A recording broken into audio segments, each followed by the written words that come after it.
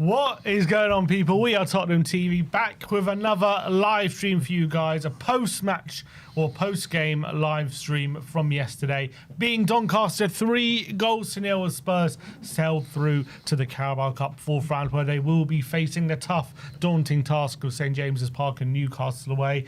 Here to discuss everything, we got Brian Daigle in the studio. Can you believe it? For 2 days in a row. Unbelievable. So used to seeing him across the aisle, but here he is today in the flesh. How are we doing today, Brian? We're doing good, and I get my hat-trick ball tomorrow, don't I? You get your hat-trick ball. 3 days in a row live, looking forward to it.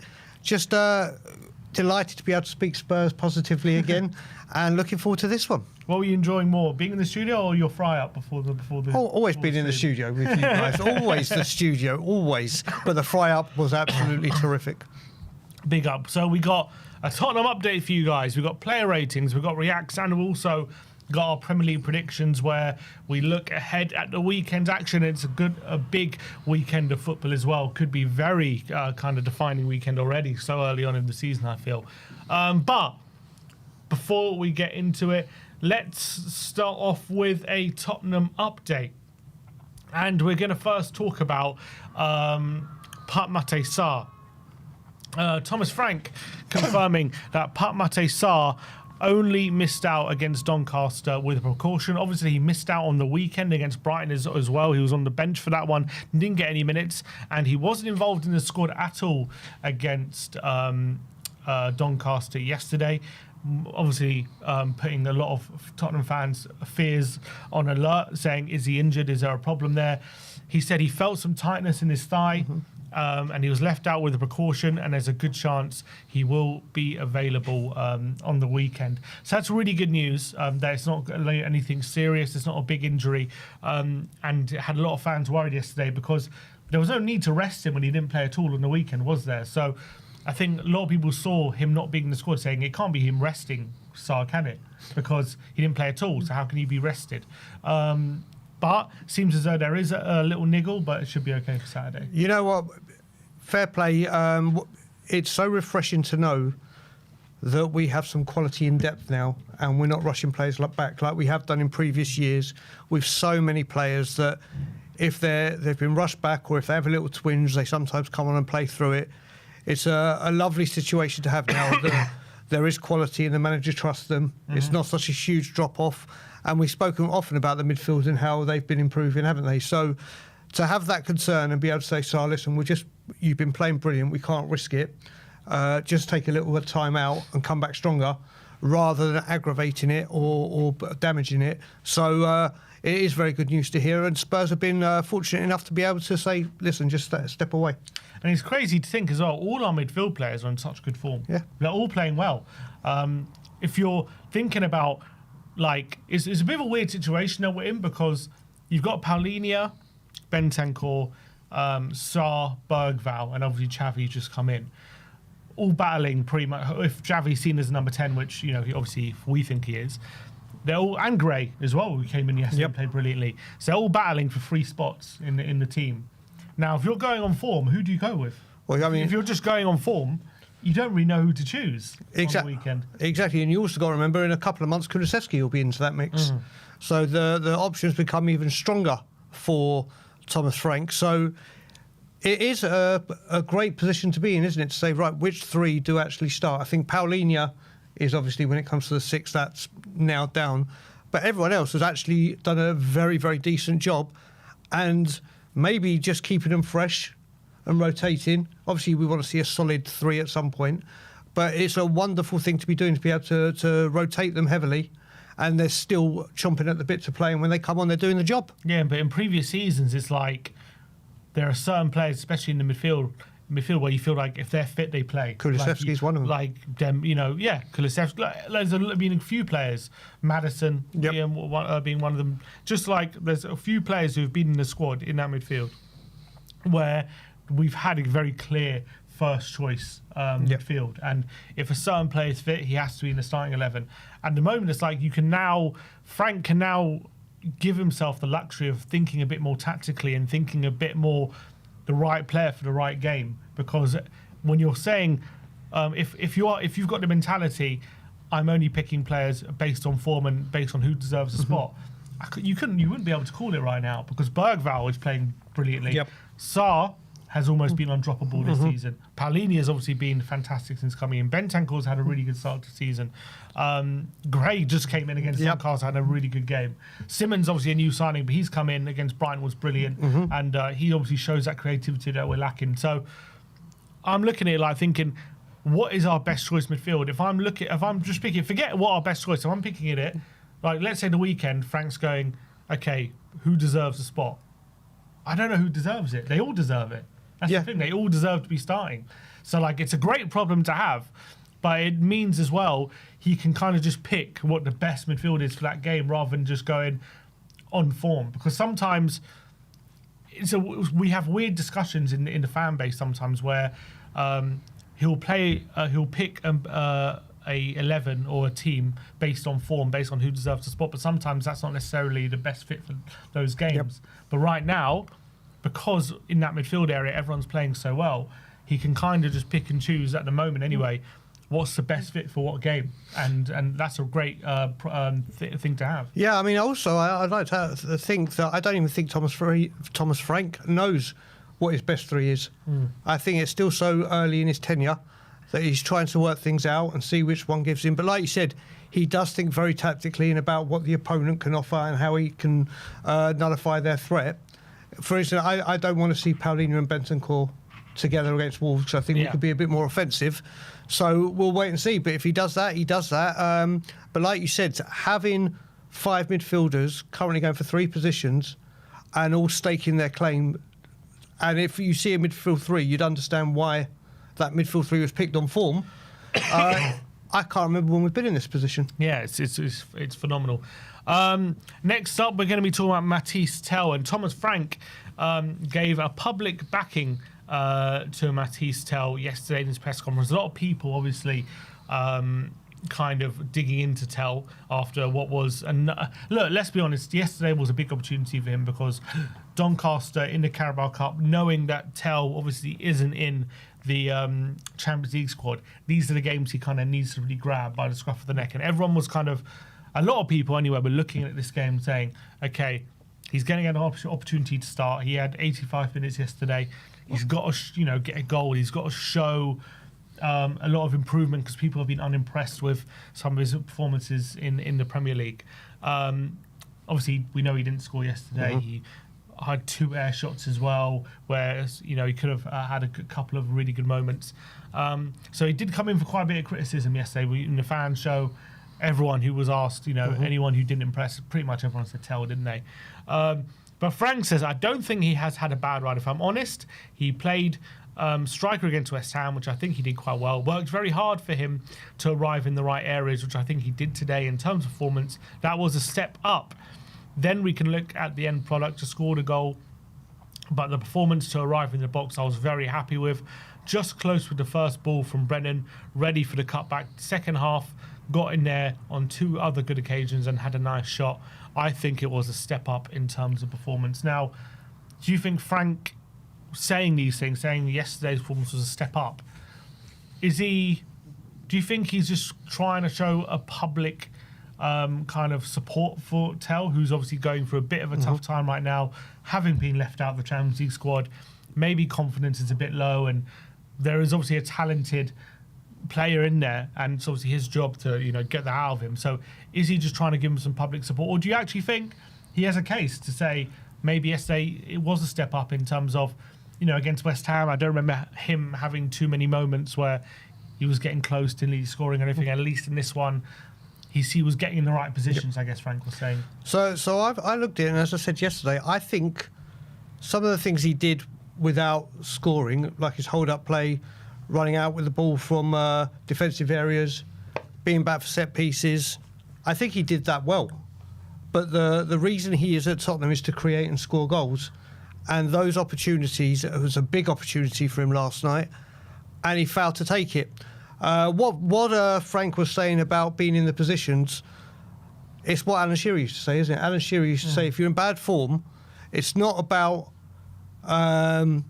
if you are available and try to take these chances and you're in the right place, that's one thing, and that's a positive thing. But If you go hiding and shy away from it, then obviously the confidence is really, really poor. I think it's 6 and 1 and half a dozen the other. He's not going to come out and start verbally attacking players or putting them down this early, or maybe that's not his mantra the whole time.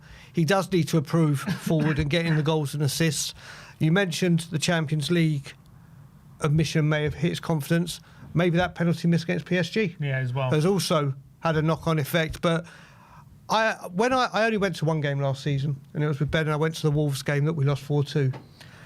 And I kept saying this. In the first half, his movement on the left side was exquisite. Spurs just couldn't find him. They kept going backwards, inside and wide to Johnson. But obviously that means nothing when you can't see it or it has no impact. So I believe he's got the movement, everything to go there. He is so low on confidence. He needs something. But, you see some of his finishes for the under-21s. Yep. The guy can clearly finish. Yep. The guy's clearly got an incredible strike on him.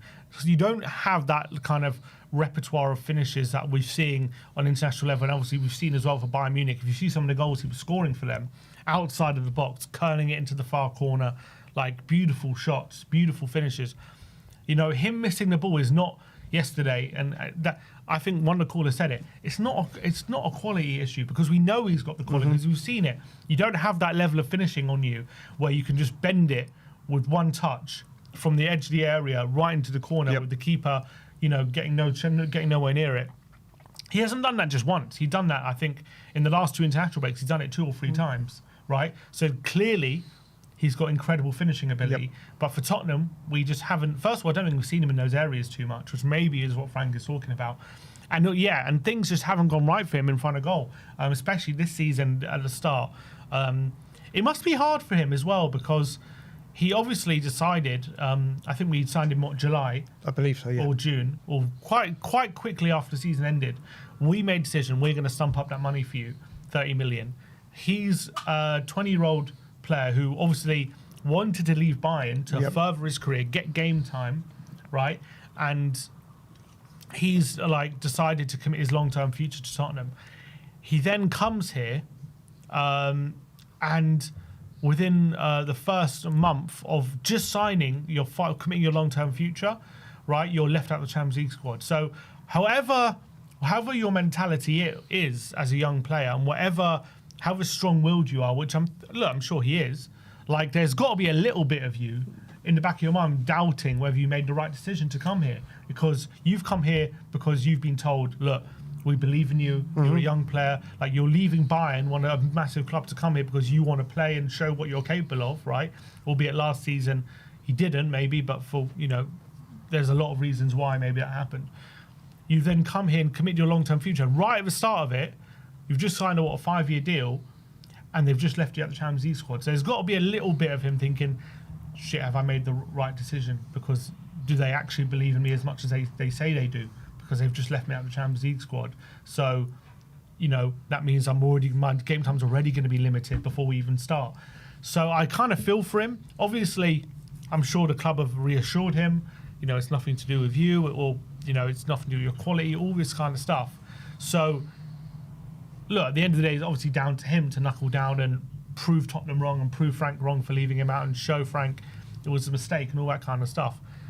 But sometimes there's something subconsciously just there, and until that's kind of dissipated, I wonder if it's that feeling is lingering in his mind. Well, I would hope someone like Jed Spence puts his arm around him, because Jed Spence would have felt exactly the same with the Europa League last season, and then obviously he played an absolute blinder and forced his way back into the squad, and the rest is history.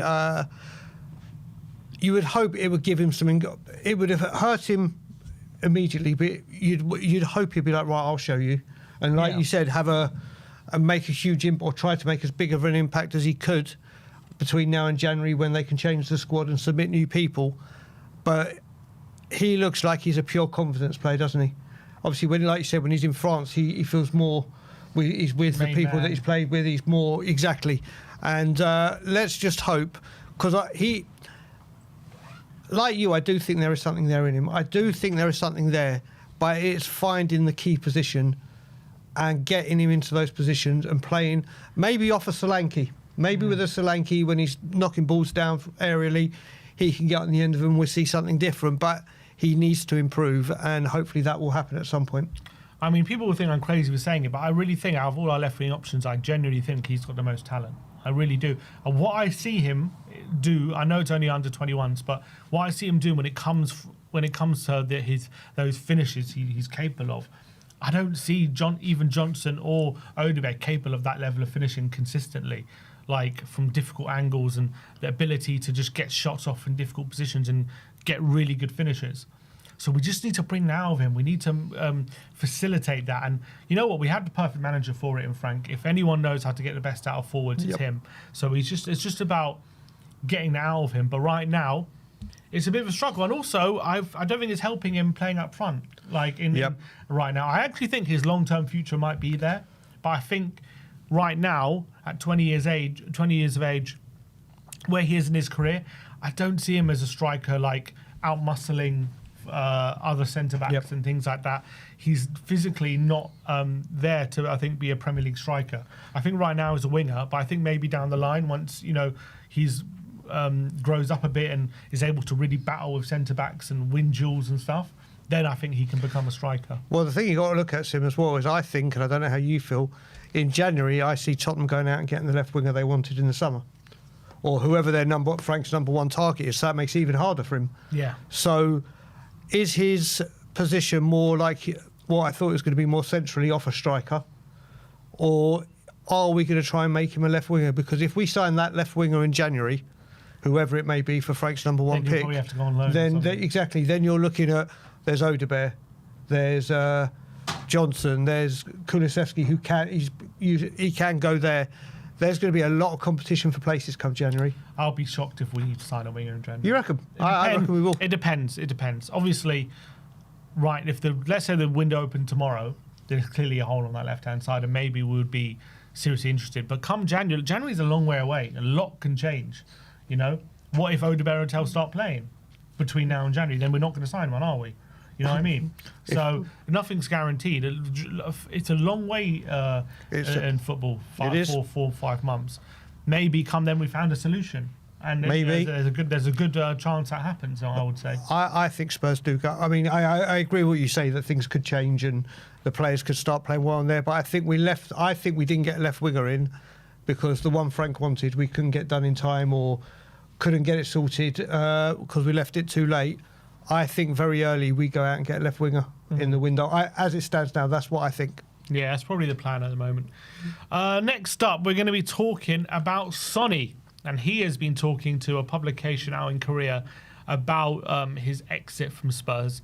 And he says, Tottenham holds the most memories for me. Over the past 10 years, many joyful and happy moments have passed by. It was a complex feeling that's difficult to express in words, but I wanted to leave only joyful and happy memories for my teammates.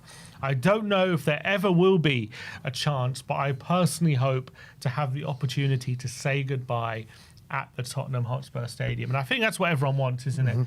Because he left he left basically without a chance of saying goodbye. Obviously, he had a big send-off in Korea. Yep. But for the Tottenham fans back at home in England, who have obviously, supported him for so many years and probably want opportunity, it is a shame that he kind of left as quickly as he did from that point of view and didn't get a chance to get a really a great send-off from the fans back at home. I think I spoke to a lot of Korean fans out there, and they all said they wish he could buy a good send-off. So I'm sure there will be an opportunity, right? Surely Tottenham they'll know that everyone's looking for it. Son wants it as well. Yep. They'll have to set something up, won't they? Yeah, I'm sure it'll get done in January. Yeah, I reckon when the MLS is on a break for the season, I reckon there's a very good chance he could be coming back and do an interview with Coity during that time. Do you remember there used to be, I don't know if they still do them, but there used to be like MLS players who used to come to the Premier League. Donovan. Donovan came for like a 2-month loan, wasn't it? Yeah. It was like because it was during the MLS Henry break. came back. A few of them did. I think, if I remember rightly, I think Robbie Keane from LA Galaxy went on loan. Yes, somewhere. he went to Villa. Was it Villa on loan for just 1 or 2 months? Yeah. Could we see Sonny maybe on a little short-term loan for 2 months? Well, there's the left winger. Yeah, there it is. Without spending money. never say never in football. Because he's on fire at the moment. Never say never in football. He's looking like a man with something lifted, a lot of kind of baggage lifted from him. You know, he's looking freer. Yep. He's looking happier at the moment. Clearly, at the end of his Spurs tenure, for whatever reason, you know, he knew he was leaving. He knew like his journey was coming to an end, and that was weighing on him. He didn't seem like a happy figure near the end, and he seems like a breath of fresh air. But could he come back to Tottenham potentially on a short-term loan deal, and maybe with this newfound kind of energy, maybe be a much better player and give us something for a couple of months? Never say never in football. But I can't see. I can see him coming back to do an interview and say goodbye properly. I can't see him putting the Spurs shirt on again. Not saying that I wouldn't want to. He's looking a lot better in America, but obviously we have to know the league is a lot lesser quality, and obviously he's got a different lifestyle now in LA. He's got the sunshine, he's got everything, but he is doing well in America. He is. He's always smiling, isn't he? But I can see a goodbye interview, not a goodbye. I put the Spurs shirt on again. They should set up a friendly or something for him. That would be nice. Well, we did it with Bayern Munich, didn't we? Yeah, but yeah, they should set up a mid-season friendly or even a Legends game. Imagine Sonny leading out a Legends game. Well, the thing is, when they did that with Harry Kane and all these ones that they've done it, there hasn't been a World Cup. Yeah. So that's going to put a kibosh on any kind of friendly, like big friendlies like that this year. Be careful, yeah. So you never know. Maybe the summer after or whatever. But I think we'll see him back on the halfway line, or not in the area that Coity does his halftime interviews sometime in January. A bit like we did with Lloris. Yes, exactly. Okay. Yeah, you're probably right about that. Last story as well. Spurs have announced a partnership with Sports Illustrated to become. They announced a 12-year partnership with Sports Illustrated to become the official fan experience partners. They said as part of a new agreement, Sports Illustrated, the storied sports media brand, will become an inaugural member of the Collective, our new sponsorship program designed to deliver bespoke activations to every stand at the Tottenham Stadium. This is the first of its kind collaboration, Sports Illustrated will bring its celebrated heritage to the stadium's East Stand, creating an immersive hub that showcases Tottenham's rich history, the passion of its supporters, and unforgettable moments from across the sporting world. This includes the launch of Defining Moments in the coming months, a curated storytelling experience that draws on years of Sports Illustrated's award-winning covers, stories, photography, and more. Located through the East Stand, in both premium and general admission areas, the experience will feature dynamic displays, wallscapes, portraits, and interactive exhibits, enabling fans to relive iconic moments from the club's history, as well as from wider world of sport. Each defining moment installations will be equipped with a QR code enabling fans to unlock exclusive digital content, behind the scenes stories, and special rewards via mobile devices. Fans will also have the opportunity to receive custom magazine covers and special offers through the partnership. In addition to 3,000 capacity club SI will debut in the stadium. A 3,000 capacity club SI will debut in the stadium's East Premium area, enhancing hospitality. Okay, we don't need to know about hospitality. Blah, blah, blah. So that's more about David Lane, CEO of Sports Illustrated, has said the partnership with Spurs is amongst the most significant milestones for Sports Illustrated to date. Since 1882, Tottenham Hotspur has been one of the most storied clubs in the world, and its passionate fans and world-class stadium align perfectly with Sports Illustrated as we continue to expand globally. Together, we're excited to offer Spurs fans an enhanced experience that honours the club's heritage as only a Sports Illustrated company can. We're thrilled to debut the first member of the Collective to help shape a new era for sports partnerships. And Ryan Norrie, Chief Revenue Officer at Tottenham, have said partnering Sports Illustrated is an incredible opportunity to bring passion, energy, and stories make this club so special to life in new and engaging ways for fans across the globe and in the stadium for match days. I mean, I wonder what that's going to look like. I mean, it sounds fairly interesting. It comes off the back, interesting enough, of the Trust putting out a poll saying, let me get it up, let me just get this poll up because they tweeted out today results of a poll saying only 38% of fans feel the club celebrates our history properly. So off the back of that, Spurs, well, I mean, it's not off the back of that. I think it was kind of coincidentally, Spurs have announced this partnership with Sports Illustrated to create an immersive experience to celebrate the history of the club. Are you excited about something like this, maybe being at the stadium? Do you think this is something maybe that can enhance match-going experience, potentially? Well, a few things. So first of all, one of my main or three pillars of being Levy out was exactly what was mentioned in that survey about the club not paying enough respect and honouring and bringing up the history that this club has got. Now, that what you just read sounds a lot better than Squid Games, doesn't it? Which had no connection to this football club whatsoever. It was like, what is this? This is a money grab, whatever. I totally get that. I would love to experience that. I'd love to see what they do about the history of the club and these immersive things. Don't know how they do it or whatever, but Sports Illustrated is a big deal. Mm-hmm. It's a well-respected, a massive player in the magazine and industry in North America and worldwide. So I think this is great things that you want to hear, that where a new sponsorship has come in, but it's directly to do with the club and respecting the history and being more engaging with the fans. This has got a lot to do with Vinay, and you remember the guy he's just appointed to be, what was his title, the new guy they just brought in? Charrington? No, not Charrington. Vinay's brought someone on board. I can't remember what his name is. Oh, okay. But they brought on a player for these kind of things, and it's good to see things like this where it is to do with Tottenham.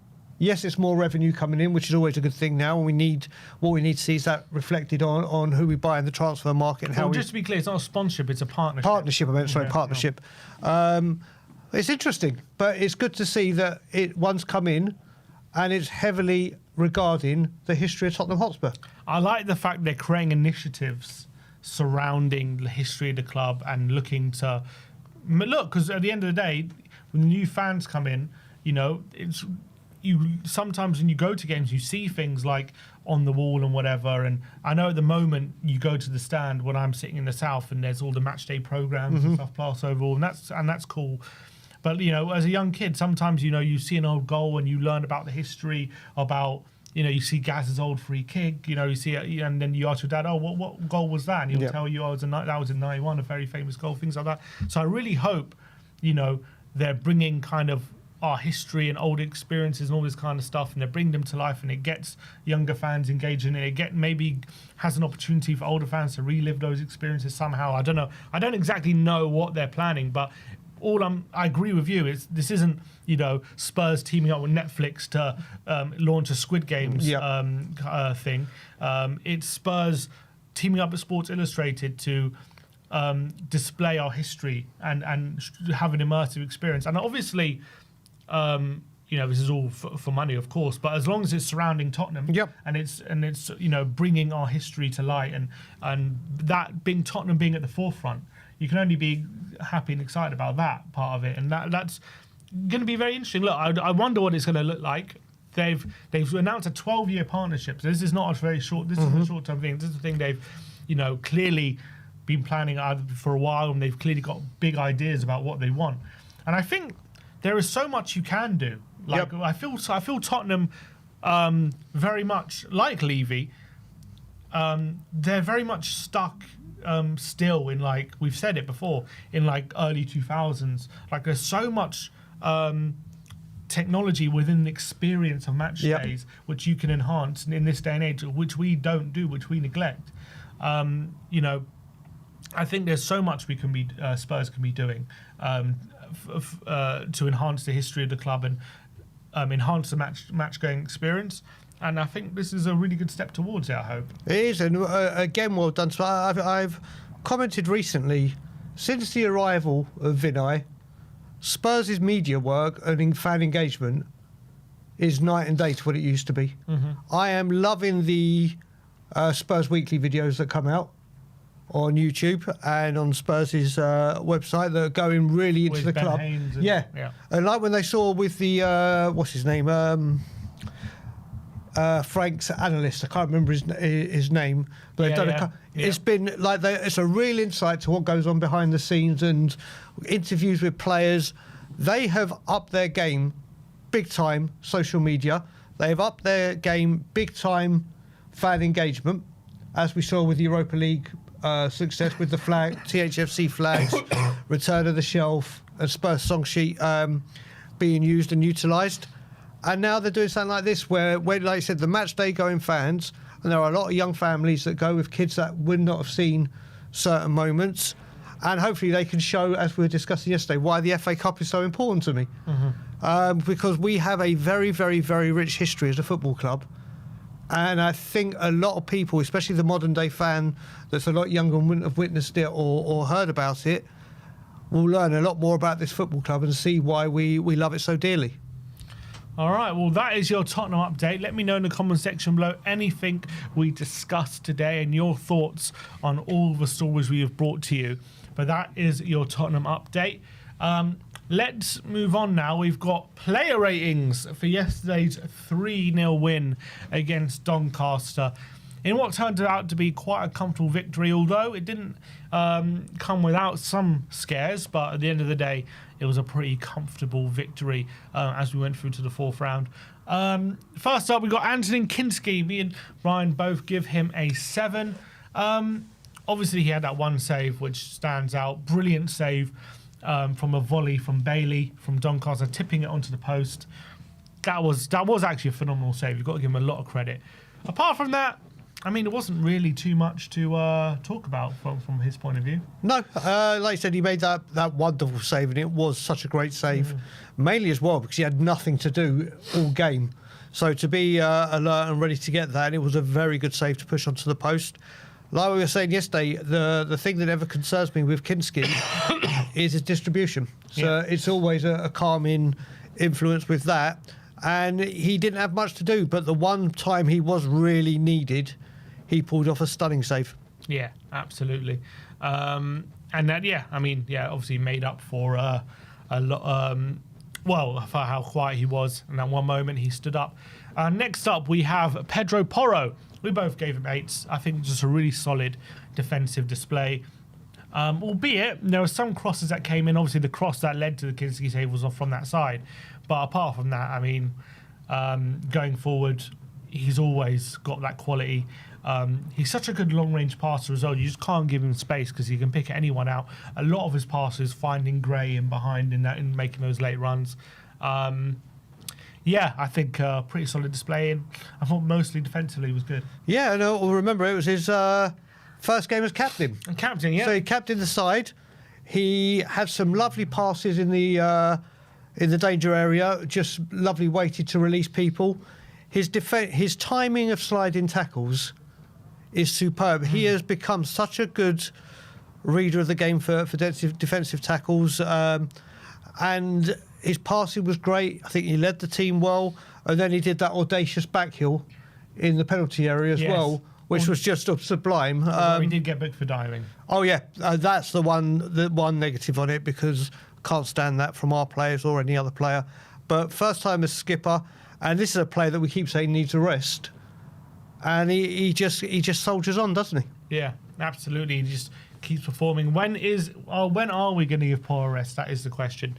Next up, centre-backs, Kevin Danso. Both give mates, imperious display. I was looking at his stats. He won 7 of his 8 aerial duels. Absolute monster in the air, isn't he? I think he might be our best defender in the air that we have. Obviously, the long throws, constant threat.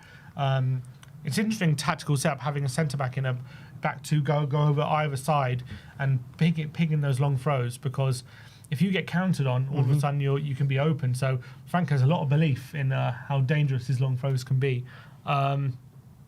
kept their striker quiet as well. Yeah, look, really, really solid performance. Yeah, I love Big Kevin Danso. I think he's such a good addition to the squad.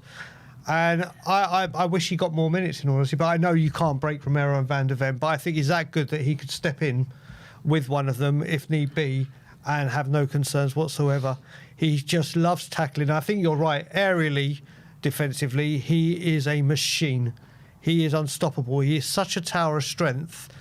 And he hasn't really I think that's his first start since Paris, isn't it? Yeah. So he came in. Yes, it was Doncaster, but he led the line or held the line brilliantly. I think it was a great performance from him. Fantastic. João Paulinho partnering him in centre-back, surprisingly, in this one. Also, both gave him 8s. I mean, played centre-back like he'd been playing it his whole career. Brilliant performance. What I liked about his performance as well, because he's obviously a natural midfielder, when he did have those moments to step into midfield, he looked so comfortable just striding into the space. Didn't give it a second thought. Saw a bit of space, went for it, and obviously played the ball forward really well and got the goal as well. Brilliant overhead kick, albeit it's an open goal. Just had to get it on target, but a lot of people were surprised he had that finish in his lock-in, and was a good finish. And when he had to defend, he did it well. Yeah, he's just, honestly, he is such a welcomed addition to the club, and you can see how important it is to have a number 6 in modern day football, because he comes in and the midfield just looks so much stronger with him in it. He was born to tackle. Going back into defence made sense. Archie Gray could play in midfield and get minutes, and he did it extremely well, and obviously rounded it off with that well taken goal. Next up, Jed Spence, who both gave him 6s. Wasn't a bad performance, nothing too great to shout about. I think he was really good when kind of in build-up, breaking through Doncaster's press and getting up the pitch. Didn't do too much kind of going forward. Defensively, pretty solid. Pretty standard game for Jed. Yeah, the only reason I gave him the 6 is pretty much what you said, and also a lot of what Doncaster were trying to do was come down the right. Or our right, should I say. So it wasn't really on Spence's side of the pitch to deal with. But he had that one break, didn't he, where he ran pretty much the length of the pitch with the ball, but then the move broke down. You know what Spence is going to give you. Made some great tackles and interceptions, one key one. But the rest of the game, I think he was very quiet because everything was coming down the right, or our right, should I say. Yeah. Bentancur, 7s all round. Decent game from him. Pretty good kind of when turning... I thought in build-up when turning kind of Doncaster defenders and getting Spurs forward, getting the other midfielders into play, was a threat from set pieces, nearly scored from a corner with a header which was cleared off the line, and he had that hooked effort, didn't he, from the long throw. Just went wide. Pretty solid display from Bentancur. Yeah, I'll just add with you as well. What he actually wins the headers a lot defensively from corners as well. His aerial ability is absolutely exquisite compared to, or from what I thought it was. He really has got a knack for being in the right place at the right time at set pieces, and just a normal day at the office for Bentancur. All right, Archie Gray getting a start yesterday. We both give him 8s, and I thought he really acquitted himself very well, playing in midfield in his natural position. Everyone looking at the lineup probably expected a centre-back start, but he played in midfield, and I thought was fantastic. One of our brighter players. There's a one moment, wasn't he? Like he kind of took on 2 players in the middle of the park, kind of bullied them both with strong tackles, and was able to kind of easily get the ball out wide, and his passing was really good, whether it playing out wide to Kudus or to Johnson, to Johnson, or to on the left-hand side to Odebear. Either side, his passing was great. He was making these really nice late runs to the right-hand side of the penalty area, constantly being picked out, and Doncaster really struggling to kind of pick off those runs. And I just thought overall, looked really comfortable. Wasn't getting bullied. He was physically kind of dominating in the middle as well. And yeah, one of his really better displays in midfield, I felt. So one of the key things with this game was obviously players coming in needed to grab their opportunities to show this is what they can do. Yes, it was Doncaster. Archie Gray most certainly did that. I thought it was easily his best game in a Spurs shirt, wasn't it? Easily. Yeah. Yes, people will say it was only Doncaster, but his confidence to go so high up the pitch and be there and quite close to Johnson a lot of the first half, and was in midfield tackling, passing was good. I really, really liked what I saw from Archie Gray and hope to see more of that in the games that he gets given. Yeah. Xavi Simons, we both gave him a 6. It wasn't a bad game. I thought first half especially, he was doing some really nice stuff, picking the ball like the wrong side of the defender, who kind of touch it around them and get a winner foul, win a free kick, and obviously set pieces we were a big threat. So I liked what he was doing at times, but I felt like for large parts of the game he was just kind of out of the game. Second half didn't really impact things that well. I mean, the stats say he got 7 key passes, which is quite a lot for it's a lot for one game.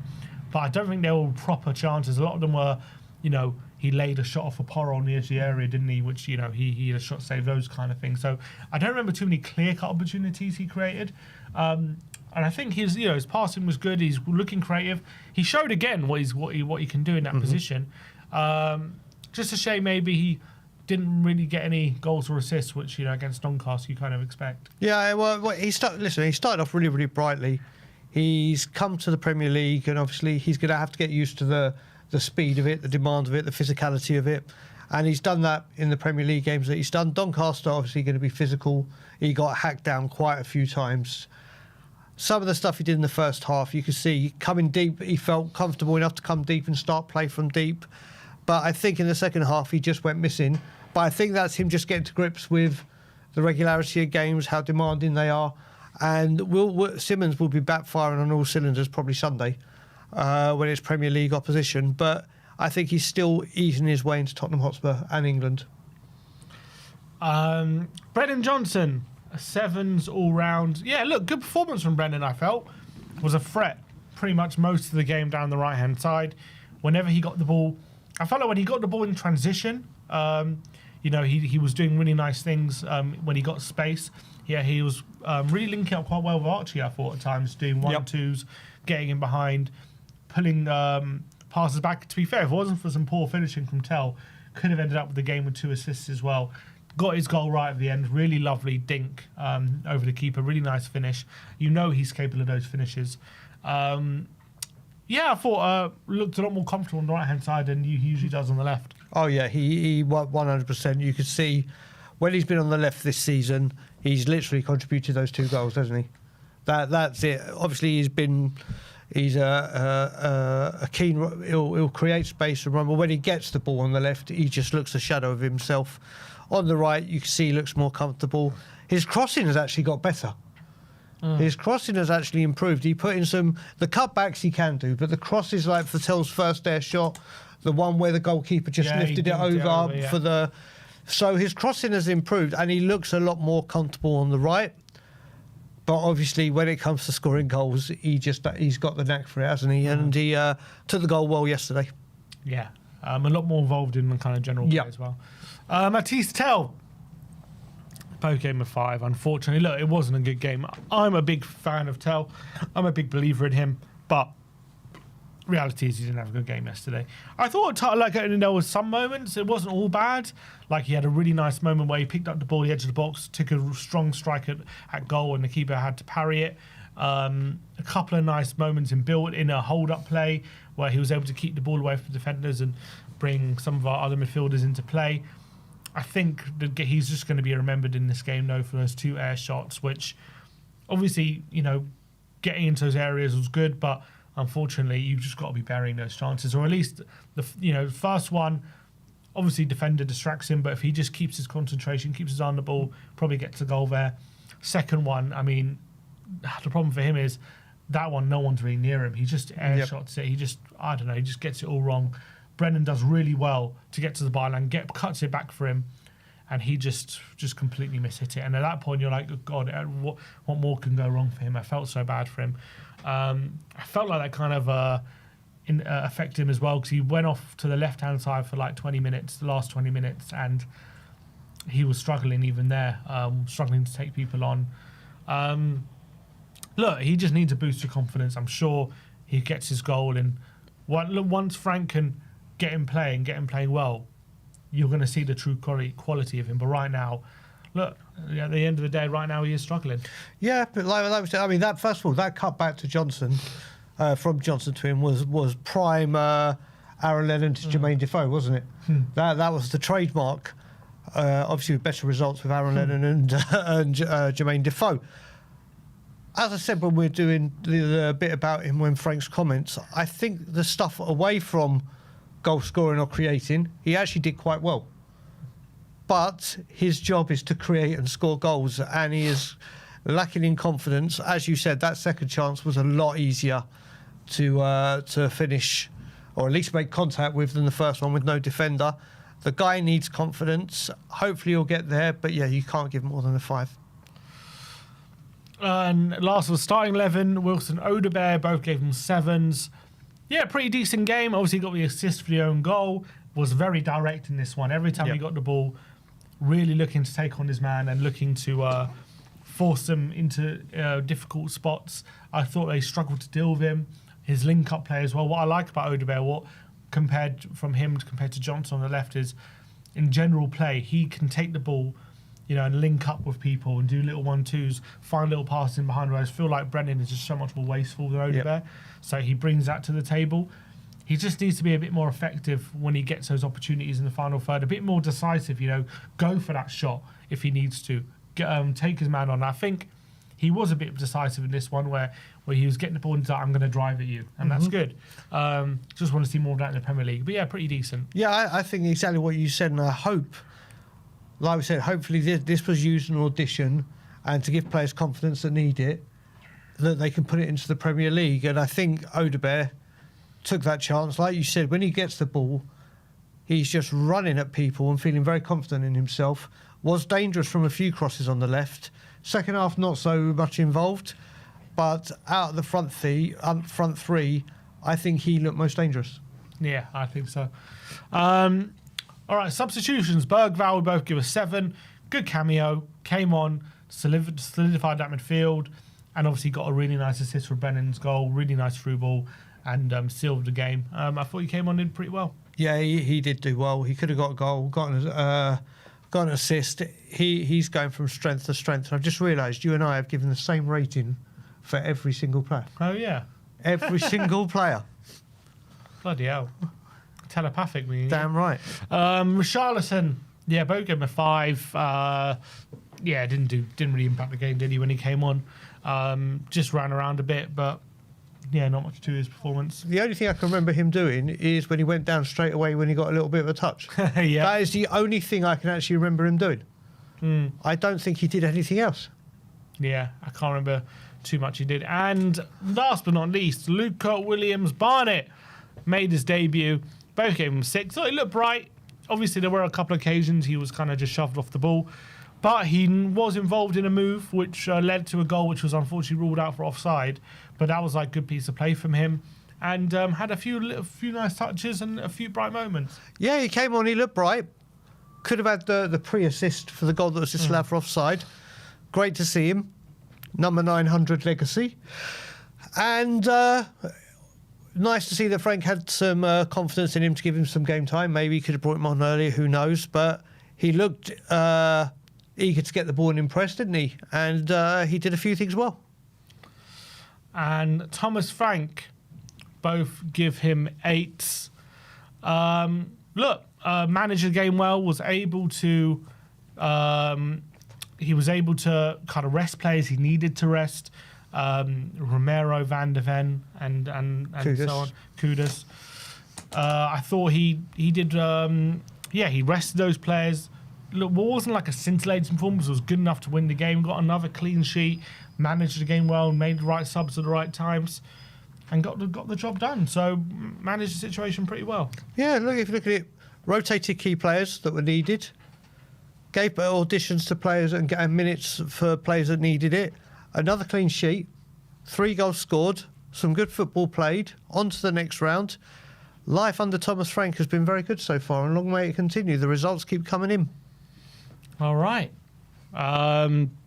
that is your player ratings. Let me know in the comment section below your thoughts on the player ratings from last night. If you agree or disagree, let me know in the comment section below. We have a super chat from where is it gone? It's from oh no, it's not that. Where is it? Yeah, to sub to Tottenham on tour. From Jack. He says, big up, Mr. Daigle. All love and hope you have a healthy recovery. Thank you very much, Jack. Haven't had the surgery yet, but hope all is well with you and we'll speak very soon. Top guy, Jack is. Top guy. All right. Let's go. So now we are going to do reacts. We'll see how the internet reacted to yesterday's 3-0 win against Doncaster. First up, we got Tottenham Hotspur Spurs ES with the boys yesterday. Spence, Xavi, Brennan and Odebear pre-kickoff. A bit of a cold photo. I think Jed looking ready for action in that one. He knows what's happening. In fact, he actually... I didn't add this. He... let me see if I can quickly add it. Oh, I forgot to rate Destiny. This one. Oh, whatever. Don't worry. Yeah, he only came on right. If you can you refresh the likes quickly? So Jed on his Instagram yesterday, adding Demola Ajayi to the penitentiary. He said, "Sorry, bro, it'll be done." Oh, and there's dear. Jed on Instagram, shameless. I said to you, Jed we can Spence. now add Doncaster to the Frank penitentiary for clean sheets. Well, and you can add Ajayi to the Spence penitentiary. He said, "I'm sorry, little bro. Welcome to the penitentiary." Jed Spence absolutely loves playing up to it. Absolutely fantastic. So go down. Spurs tweeting out, "What a save from Kinski." And this was, they said, "Take a bow, Tony." This was a phenomenal save. It really was. It really is.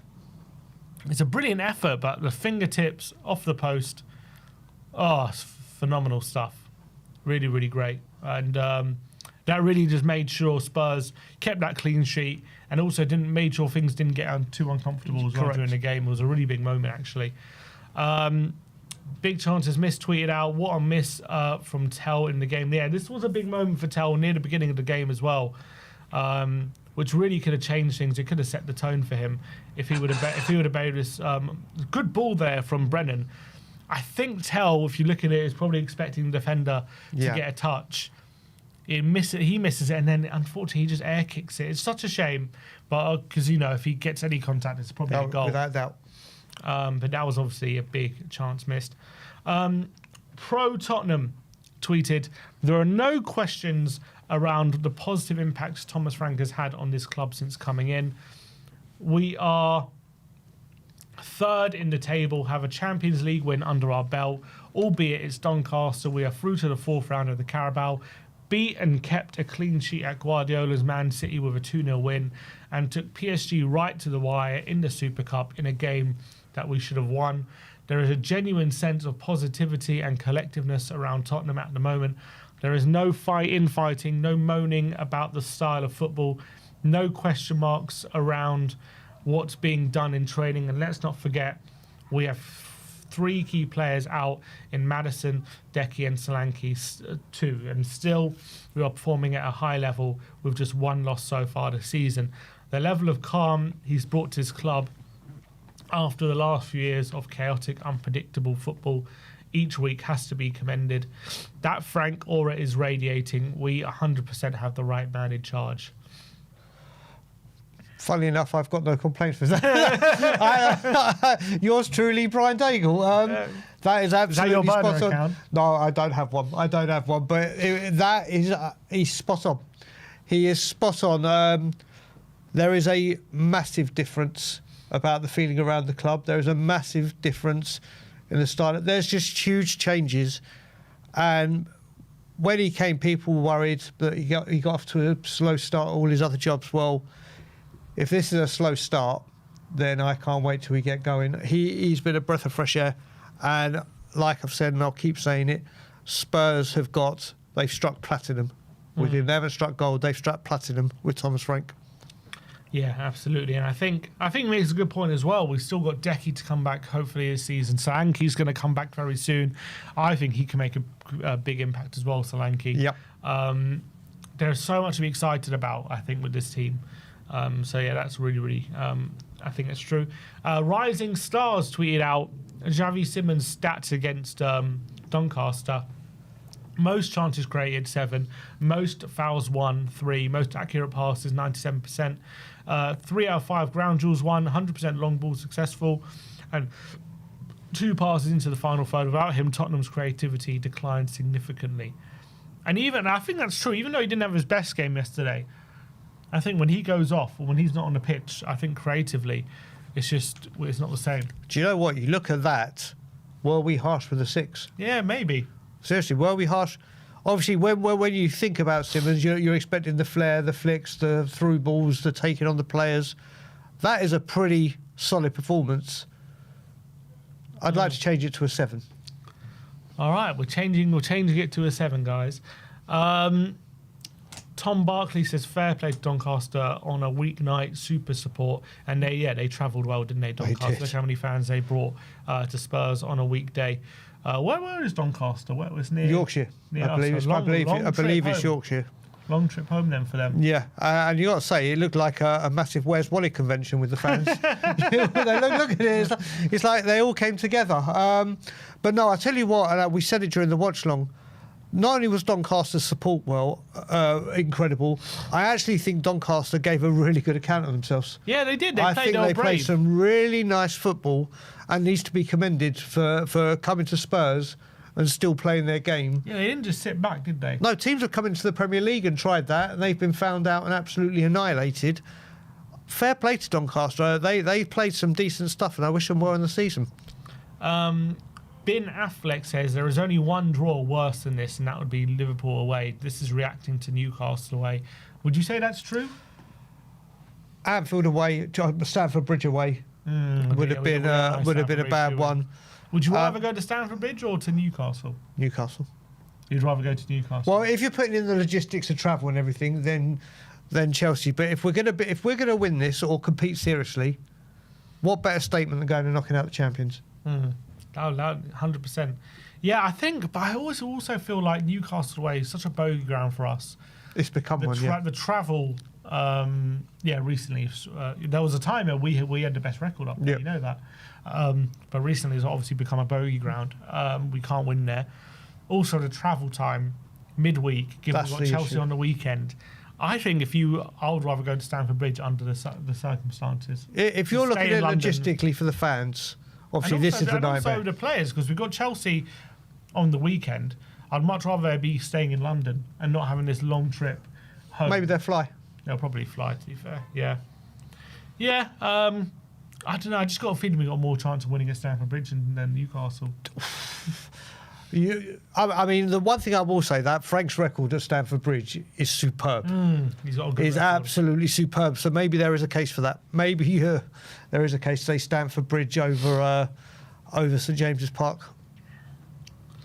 Tottenham Hotspur tweeting out legacy number 900 was Luca Williams-Barnett. So congratulations to him on becoming Tottenham player number 900 to represent the famous badge. Fantastic for him to have that number. Yeah, I have to say, I think it was one of the greatest ideas, Spurs bringing these legacy numbers out. We just talked about Sports Illustrated and the history. What a wonderful thing to have for the player for a lifetime. And number 900's got a nice ring to it, and it's one of our own. Absolutely, and I'm sure he's delighted with that. I wonder if it was all planned for him to be to. That's a good point. Yeah. All right. Next one is about Son. We did speak about that in the update, so we can gloss over that. Spurs official Porro, who obviously wore the armband, tweet out, very happy and proud to wear the captain's armband tonight. Another clean sheet and on to the next round. Thank you, Spurs official, for the support as always. Porro, as captain, how do you feel he fared with the armband? Loved it. We've been speaking about this for a long time and about the leadership team and who's going to be in it. And I always said I'd love to see Pedro Porro involved in some capacity, because I think this man bleeds Tottenham. You see the passion, the desire and everything from this man. And it was so good to see him with the captain's armband. You look at it, there's Benton Corey could have put as captain and other people he could have chosen. So I think this is a clear indication that the vice captain of Tottenham Hotspur is one Pedro Porro, and I'm delighted for him. Absolutely. No context Tottenham tweet out this. So someone, Spurs Zone tweet out, people will laugh at me, but Brennan has that Salah in him. Won't play great for the rest of the game, but will always inevitably score a goal. And for me, that is important because our front line lacks this. And so no context Tottenham tweets out a picture of Salah with Brennan Johnson's face on it. Spurs did that. No context. Oh, I thought you said Spurs did that. Do you reckon Brennan can one day win a Premier League Golden Boot? Is he? I mean, comparing him to this man, could you compare Brennan to Salah? I don't know about that. No, but do you know what? I get that Salah can be very, very quiet. Then bang, he just needs a second. Game over. Brennan Johnson offers you that. As you saw, going through one-on-one there, he puts it away. There is no doubting his finishing. Yeah, you can never give him a chance. Really, if he's through one-on-one like that, I 100% back him to score. And I think a lot of Spurs fans would, because his finishing is right up there when he gets the opportunities. It's the rest of his game that he needs to work on. Obviously, look better on the right, but to compare him to Mo Salah is... what was it that Neil Armstrong said? One small step for man, one giant leap for mankind. That comparison is the football equivalent. Brilliant. And this is, again, João Paulinia's overhead kick scored against Doncaster yesterday. Surprised a lot of people. I mean, he took it well, didn't he? I mean, goalkeeper doesn't do himself many favours, but... You know, just falls to Paulinia. He's like, I'm going for it. And just had to get on target. And there you go. End up in the back of the net. Yeah, I mean, you got to look. There was two defenders in the way as well. So he got the right height, everything to it. He's our joint goal scorer, top goal scorer with Richarlison. Is he? They're both on 2. No, Rishi's on 3 now because he scored on the weekend. Of course he did. Sorry, Yeah. You're right. Sorry, I completely forgot about that. So, yeah, Rishi sorry, he's on our 3, second goal scorer. Brennan's on 2 and Paulinia's on 2. We spoke earlier. Paulinho is just an incredible addition, and probably one of the best buys in the Premier League this window. In all honesty, I mean, he's had a brilliant start. For what he does and what he guarantees you, I think he is a huge signing for the club. Huge. Absolutely. Well, that is React. That's how the internet reacted yesterday to the 3-0 win against Doncaster as Spurs sailed through. Obviously, we play Newcastle, we mentioned it before, in the Carabao Cup 4th round, which is set to be a fairly daunting task to get through to the next round, especially when the game is being played. But, look, with the form we're in, we'll get the results we're getting. Can't rule us out, can you, going up to St James's and winning? Nope. If there's any time to do it, I mean, imagine we're carrying on this trajectory that we are now, and then we can knock a Newcastle, the champions, out of the Cup, and then have a good result either side of Everton and Chelsea. And I think you've got to remember, with the rotating that we're doing right now, if he continues to do that at the right time, we're going to have players fresh and ready for that game. Whether they're part of the second team or ever-present sub that comes on, everyone is chomping at the bit to get those opportunities and taking them. So I'm actually really confident about beating Newcastle. According to Ben Jacobs, he's saying Tottenham are already leaning towards taking up their option to sign João Paulinho permanently, and Paulinho is keen to stay. I think that is the most easiest no-brainer. I will be on the phone to Bayern Munich now saying, right, let's wrap this up in January. Done deal, let's sort it. He will be brilliant for the youngsters. He'll be brilliant for Archie Gray. He'll be brilliant for the team. And then it will give a couple of years where you can look for the next number 6 that is going to succeed him, see the developments of some of the youth team and see if they're up to it. I think it's one of the biggest no-brainers ever to go get it done. And happy to hear Paulinho wants it done. I think I right now I want it done. I think I would wait to just do it, only because last season he had some injury problems. So let's just... You don't want to, like say tomorrow, trigger the clause, and then those injury problems come back and then you're stuck with it. Whereas late in the season, you can just see, can he stay injury free? If he does, and then it's like, okay, he's proven he can stay fit. Let's get him in now. I mean, what is it? The option to buy is 25 mil or something. It's cheap, yeah. I mean, for a price. Paulinho, I get what you're saying with the injury, but I think if he carries on right now as he is and gets up to January and performs the way he's doing, it will be on the first piece of business to get done for me. All right, last but not least, we are going to be looking at predictions as we predict the weekend's results in the Premier League. A big weekend in the Premier League to come. Me versus Ben. I've got Brian in the studio. He has not his predictions, but he can give his predictions along the way.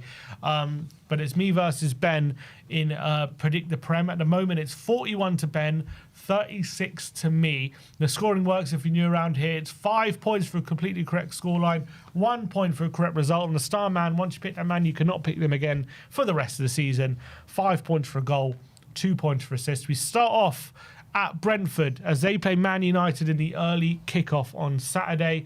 I've gone for 2-2. Ben's gone for 1-1. What are you feeling, Brian, in this one? It's a tough game, isn't it? Brentford are home to Man United, who got that win. Got that win. Is it a turning point for them, though? But you know what? Brentford have normally got Manchester United's number at home, but it is Thomas Frank. Not Thomas Frank anymore, but they did draw to Chelsea. Yeah, I've been impressed with Gat. I'm going to go 1-0 Brentford. 1-0 Brentford? You going for a Brentford win? Yeah, I'm going to go 1-0 Brentford. Yeah, I just feel Brentford have actually done fairly well so far under Keith Andrews. They can be proud of kind of how they started the season. I think, look, do they look as good as they did under Frank? Probably not. And they are probably going to be involved in a relegation battle. I think it's going to be tough for them. But I think a lot of them expected this season, with all the players they've let go and with the management they've let go, are they searched for the drop? They're proving that they're still very competitive. They can still perform at this level. Have gotten quite a few decent results against. They obviously got a really good result against Chelsea at home last time out. Man United, for me, as much as they beat Chelsea, I'm still not convinced by them. And I think, obviously, they're going to try and win the game. They're going to go at Brentford. Yep. And Brentford showed against Chelsea, if you give them space and you're not that good defending, they can catch you out. And I expect Brentford to kind of give as good as they get. But I still see Brentford quite weak defensively this season. I think only West Ham and Wolves have conceded more than them. So I think Mbeumo is going to come back to haunt them. I can see that happening. Oh, God, yeah. Cunha's back. So I think United will have the firepower to score. But I think Brentford are a smart enough team to find a couple of moments to score against them. So I've gone 2-2. But Ben went 1-1. He thinks it's going to be a bit of a tighter game. Next up, we got Chelsea versus Brighton. I've now gone for 1-1. And Ben has gone for 2-2. We've both gone for draws here. Brighton, obviously, a tough team. Chelsea drew against Brentford last time and also lost to Man United. So not great last couple of games for them. I haven't been that impressed with them at the start of the season, Chelsea, albeit they are 6th in the league. But obviously that Fulham game got very lucky with a dodgy VAR decision. It could have changed the game. I feel Brighton are quite a smart team, and I feel it's going to be very tough for Chelsea in this one. And then Chelsea, they don't look so sharp at the moment. Palmer, I think, is out. I don't think. Oh, really? Did I read he's out for 6 weeks? I don't know if I was real. Let me see. Palmer. Did I read he's injured for a while? That might have been a fake. Maybe it was a fake thing I saw. But anyway, he went off last game. Maresca's not under pressure, but they're not playing that well at the moment. Chelsea, I feel. So I think Brighton are going to go there, make things difficult for Chelsea, and come away with a draw. Well, you look at it, as you said, Chelsea are a team that aren't playing well, and they're not really getting the results, are they? Compared to us. So you look at it, I'm going to go for a Brighton upset here. Brighton win? I'm going to go for a Brighton win. I don't think Chelsea are firing all cylinders. I'm going to go for an entertaining 3-2. What do you want? 3-2 to Brighton? Yeah. What do you think of what Carragher said? You know, Chelsea have spent all this money and they've ended up with the squad they have is unacceptable. Like, you look at their team, Sanchez in goal is ridiculous. Yeah, I can't believe it. They've got a centre-back pairing of Chalobah and Tosin. They've spent $1 billion. How is that their defence? So true. It's so true. I mean, you look at it, and Sanchez, the Chelsea fans have said, is a big problem. He can make exquisite saves, but he can make absolutely massive howlers. You would have thought they would have addressed the goalkeeper.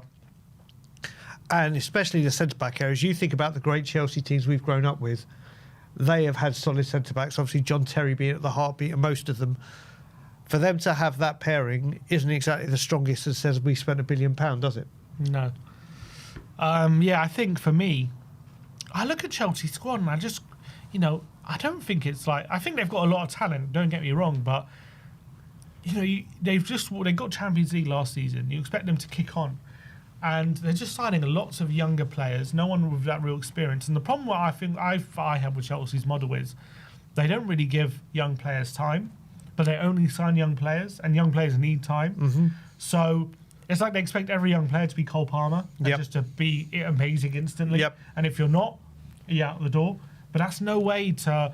If you're going through the model of we're only going to buy these young players who are 21 or 20, and we're going to fill up the squad with these young players, but if they're not good within the first year, we're going to sell them and replace them with another 20-year-old, then you're just going to perpetually be in that cycle. Correct. Unless you, can't be patient with one set of players and just allow them to grow. And, you see Madueke moving. He's doing well already.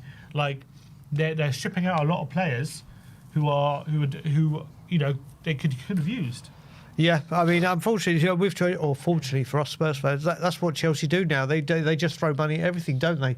And it's going to come back and haunt them at some point. You can't keep doing this over and over again. Obviously, with Abramovich, they were bringing in real quality, weren't they? Mm-hmm. And they were bringing in the odd youngster here and there that went on to do well. It's madness at Chelsea. I'm sure they will click at some point, but it's not looking the best for them right now, is it? No. Next up, Palace 0, Liverpool 1 at Selhurst Park. This is a massive game because, first of all, Palace are unbeaten in 17 matches. Incredible. It's insane, isn't it? Incredible run of results for them. So it's not going to be an easy game for Liverpool. Liverpool, on this incredible run themselves of, I think, 7 games in a row, they've scored a winner in 5 minutes to go or less. Mm-hmm. So they're on some crazy run. This is a massive game, potentially in the title race, because Arsenal go to Newcastle later in the weekend. So if Liverpool get a win, they go 8 points clear of Arsenal at this stage, with Arsenal to go to Newcastle, no guarantee they win that game. All of a sudden, there's a big gap opening already after 6 games, which could be very significant. But no guarantee Liverpool win this game. I think, but for me, the reason I've gone for Liverpool is I look at Palace's firepower, and I know they're playing very well. Don't get me wrong, and I don't want to take anything away from them. But they've only scored. Look, they've scored 6 goals. I mean, they're not like scoring lots of goals at the moment. And I look at the firepower with Eze missing. I don't know. Like usually when they play the bigger teams and they get wins, it's the likes of Eze picking up moments of magic, or Lise, who when he used to play for them. They don't have those players anymore. They're now relying on pretty much Mateta to do a lot of it by himself. They got this new guy, Yeremy Pino, but he's getting used to the Premier League at the moment. I just feel like it's going to be a very tight game. Palace are not going to give much away, but I feel like as well, I don't know if they're going to have the quality to get one in against Liverpool. And I feel like Liverpool are just going to get a lucky break again. I reckon it's going to be another late 1-0 win. You say that. I do go for Liverpool win, but I'm going to go 2-1 Liverpool. And the only reason is Liverpool haven't been able to keep a clean sheet. That's fair. They just can't. Unless Crystal Palace at Palace, Mateta is a nuisance. He is a powerful player. If we had signed him in the summer, I'd have loved it. I think he's a really, really good player. A lethal finisher. I can't see Liverpool's first clean sheet coming in this game. So I agree it'll be a late winner again, but 2-1 to Liverpool. Leeds versus Bournemouth. Me and Ben again, same result. We've gone 2-1 to Bournemouth. And yeah, I think this is should be a pretty look. Leeds have actually done quite well, to be fair. 7 points in 5 games, 2 wins, 1 draw, and 2 defeats, and look quite defensively solid. Apart from the fight, look, they've conceded 7 goals this season, but 5 of them in one game to Arsenal. So they're not easy to play against. But Bournemouth have been so have been really impressive for me at the start of the season. And I think, the firepower they have, I think they go to Leeds and win. I think that Leeds performance against Wolves will give them a lot of confidence. And at home, they are a tough team to get a result. I'm going to go 2-2. I'm going to go 2-2, but if there was to be a winner, I would edge it with you and say you and Ben and say Bournemouth. Bournemouth, yeah. I mean, it's amazing, isn't it, Bournemouth, how they keep losing players. Doesn't affect them. They just keep going from strength to strength. Fair play to him. Next up, Ange's first home game in charge at Nottingham Forest. I've gone 3-2 to Forest. Ben's gone 2-2. So he's gone for Forest again to drop points, and Ange's first win to be delayed again. I've gone for 3-2. I think, Ange, look, I know they haven't won yet. I've actually seen a lot of their games, and if you break it down, Arsenal, they lost 3-0. That was his first game, expected. Swansea, they were 2-0 up and cruising, and they somehow conceded 2 in stoppage time and threw that away, but they should have really won that. Burnley away, they dominated, and Dubravka had a brilliant game, ended up drawing 1-1. And then on midweek yesterday against Betis, I looked at the stats, and it looks like they were absolutely dominant in that game and conceding another late goal. Now, to be fair, it does sound a lot like what I was saying at Tottenham, playing well, not getting the result. So maybe that might happen here. But I think first home game, playing attacking football, I think they're going to have a go at Sunderland. They're going to re-go at Sunderland, and I think they're creating a lot of chances. And I can see them scoring goals here. But Sunderland have started, they're in confident mood themselves. They got good players. Yep. So I see Sunderland getting a couple of goals, but I think Forest are going to nick it, 3-2. I'm going to go with Ben. But I will say I've seen a lot of Forest fans on Twitter, X, whatever you want to call it, and others saying that in the first half, Forest have looked unplayable, like what we saw in the first 10 games. And then in the second half, he's made a couple of changes and the drop in quality and style, and then that's allowed the other team to come back in. Sunderland have come up and they have been no mugs. So I reckon it's going to be exactly what you said again. Some great football played by them, but just not enough to get the job done. So I'm going for a 2-2. 2-2, 5 winless games you're going for. Do you reckon he goes 10 winless? The complete opposite of how he did at Spurs. Who knows? Who knows? Thank God we're not in that 10. We play him in December, don't we? December 13th, so we won't be in that first 10.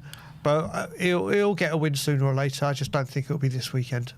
All right, Man City against Burnley at the Etihad. I've gone 3-0. Ben's gone 2-0. I think it should be a fairly comfortable win for Man City. I know they've had their struggles this season. Obviously, a minute away of beating Arsenal on the weekend, but Martinelli's last-minute equaliser preventing that. Burnley have actually improved a bit of late. Obviously, a good draw against Forest on the weekend. But other than that, they beat Sunderland 1-0, but have lost the other 3. Obviously, a solid defensive team, but I can't look past the firepower City have, and I just think they're going to be too good. Yeah, I'm going to go 1 up on your result and go 4-0. 4-0. I'm going 4-0. Man City at home, this will be a different animal. They seem to have settled down a bit, Manchester City. Now, obviously, they switched off in the closing minutes of the Arsenal game. But yeah, a comfortable, very comfortable Manchester City win. Spurs versus Wolves. Also, we'll previewing this game tomorrow, but we both gone 2-0, same result again. I actually I can see, because Wolves are obviously winless. Sorry, they haven't got a point yet, pointless so far in this season. So obviously every game is a big game for them now. But I think they're going to make things difficult. Obviously, it's the first time I believe we're coming up against a back 5 or back 3 this season against opposition. So I think it's going to be a difficult game for Spurs. I don't see it being a game where we're just creating loads of chances, but we've already shown a propensity of, maybe having a bit of a struggle within the game, but getting the job done, whether through a set piece, finding moments. So I see it being another stodgy performance, but I see it being a 2-0 win. I see the result being 2-0, but I don't see it being a stodgy performance. I see people like Kudus, who definitely needed a rest for all the work he does defensively and going forward, will have his rest and be revitalised. There's been some key rotation. I see a 2-0 win, and I see us play more like we did against Brighton in the second half than a stodgy performance. Next up, Villa against Fulham, finished 1-1. Sorry, not finished. We predict 1-1. Villa, man, in the relegation zone at the moment. Yep. Is this the beginning of the end for Unai Emery? At the moment, it's not a happy camp over there. No. Didn't have a good summer. Only scored 1 goal this season. And I've gone for, only another goal. Fulham, no, they're no mugs. They're a tricky team to play against at the best of times. I don't think Fulham are going to be good enough to win. But I can see them going to Villa Park, getting a goal and being good enough to shut up shop and get a draw. So I've gone for 1-1, but Villa to continue their winless start. Yep, I'm going to go for a hat-trick of results with you and Ben on this one. I can't see Villa in real problems. And they had such a good season last season. Played some great football. Yes, they've got rid of some players. But like you said, is this the beginning of the end for Emery? Is there any fit at all they could be embroiled in a relegation battle? Well, put it this way, I wouldn't have thought Aston Villa would have been.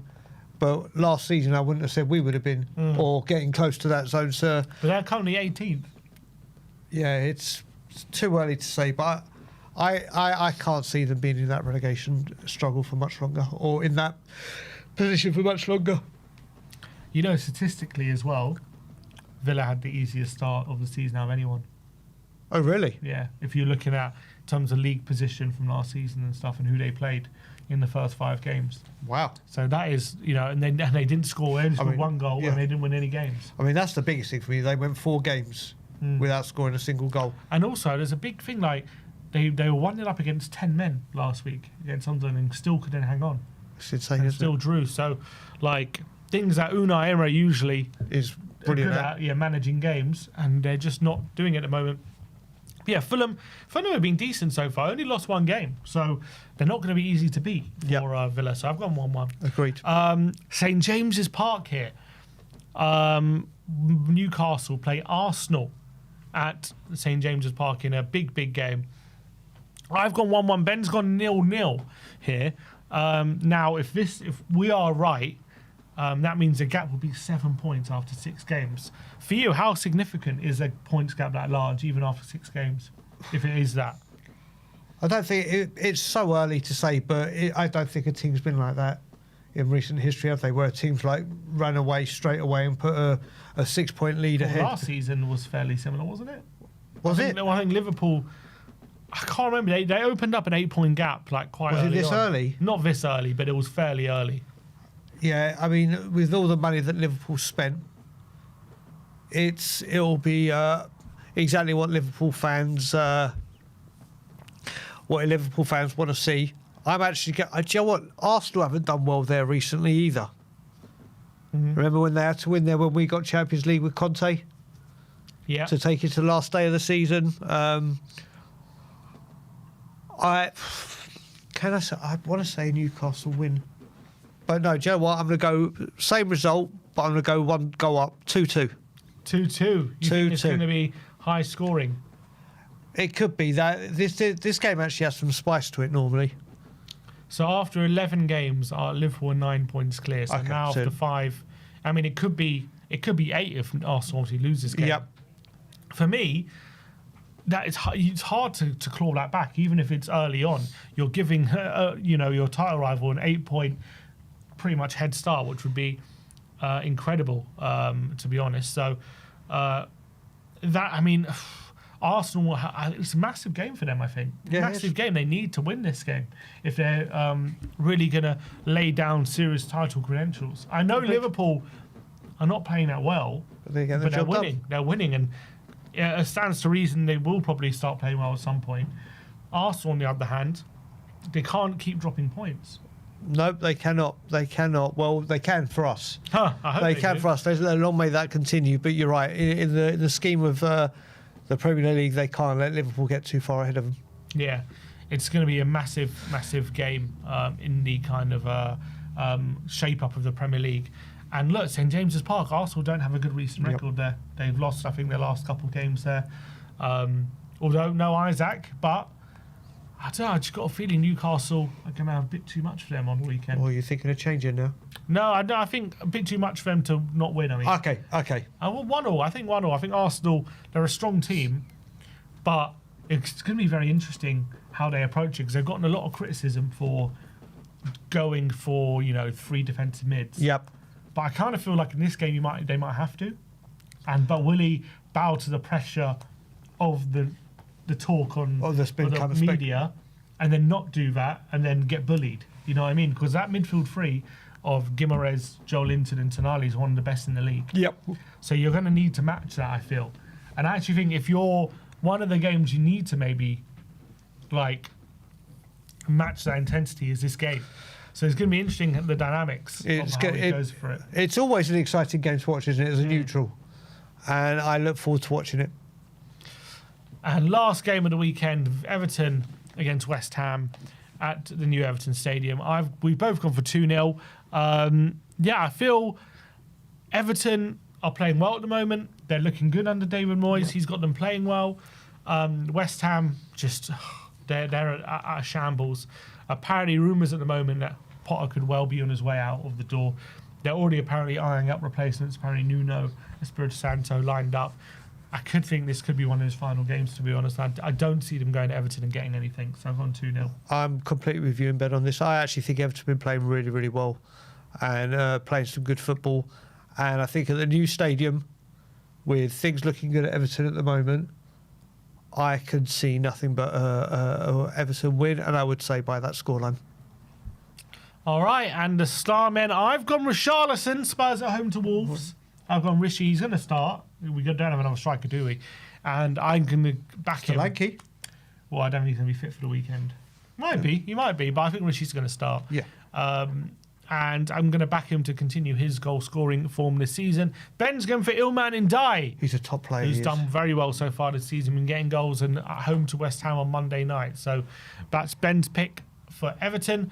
But that is it for Predict the Prem. Let me know in the comment section below your predictions and what you think of our predictions, what you think of our reasoning behind it as well. And that is it for today's stream. Big up to everyone in the chat and big up to everyone who contributed, leaving comments and in the stream. We'll see you all very, very soon. We'll see you tomorrow as we preview the Wolves game. Thank you all for joining us for today's stream. Like, subscribe and comment. And as always, come on, you Spurs.